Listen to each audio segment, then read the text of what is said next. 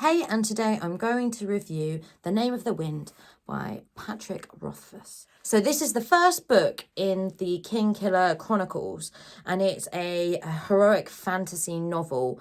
It's got magic in it, it's got demons in it, it's got legends in it, it's got loads of strength and suffering and lots of really interesting things. It was first published in 2007. And the inspiration behind it is Patrick said that he wants to have a book that is completely new to your typical fantasy type novel. And to be honest, I think he delivered in that. The sequel, in case you're interested, is called The Wise Man's Fear. And the structure of it is that it's a story within a story. So the plot is split into two timelines. So present day and back in the day. And it's about this chap called, I haven't said it out loud before, Kvothe. It's about Kvothe, and he is telling a story of his life. Now, Kvothe is actually posing under the name Coat in the Waystone Inn, where he's the innkeeper, because he's laying low and people all think that Kvothe is dead.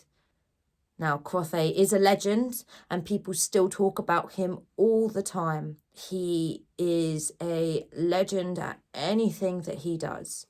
So people think that he's the King Killer.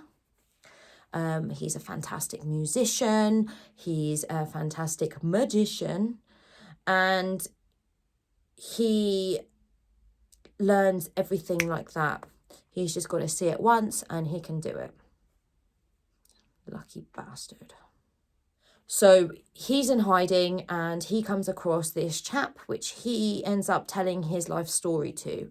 So in the first book, you don't find out his whole life story, you only find out a portion of it.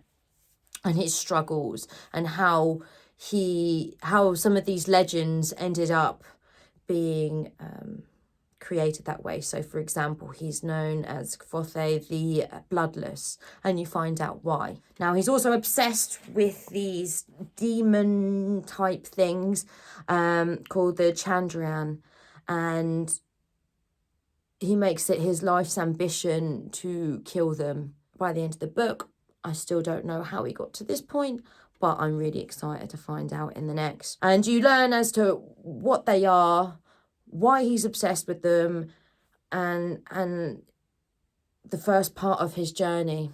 This story is so well written. I loved it. I couldn't get enough. By the time I got to about this far left in the novel, I was really peeved, because I knew that it was coming to an end and I didn't want it to. Suppose that all good things have got to come to an end. But on the upside, I've already ordered the second book, so I'm going to read that later this week. In regards to his final book in the series, he has been writing it forever and it still hasn't come out, so hurry up. I want to read it. Don't know when it's going to be released, don't know what the deal is with that, but it's taking him a really long time, and as far as I understand, it is the final book. So everything, I suppose, will get wrapped up then. The book tends to flit between the first person and the third person, because it depends on if it's modern day or it's Kvothe telling the story. It was actually all right once you get used to it. I got a little bit confused at the beginning. But like I said, when I got used to it, I didn't mind it so much. I actually had a friend recommend this book to me, and she asked me to do a review on it because she absolutely loved it. And if I'm honest, in the first couple of chapters, I was like, what's so great about this? But past that point, it got awesome, and I could not put it down. I did not want to put it down, and I didn't put it down. It was brilliant. So thank you for recommending me that book. I really enjoyed it.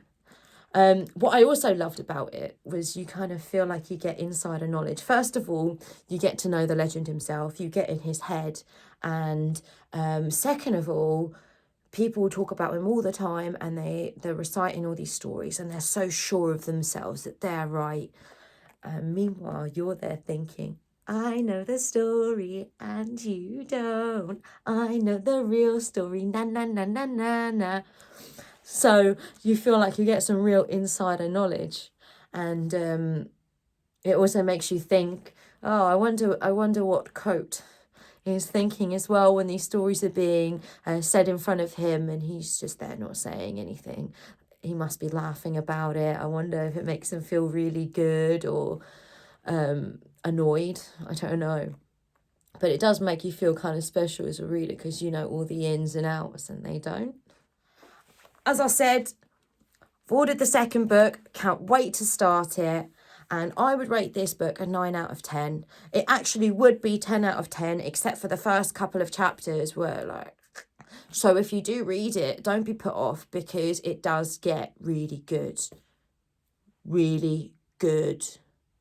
If you enjoyed my book review, if you haven't already, then please subscribe. Give us a like and a comment. Let me know what you think of the book, if you're going to read it, if you have read it, what you've thought of it. I would love to hear from you. Thank you for watching, and until next time, bye-bye.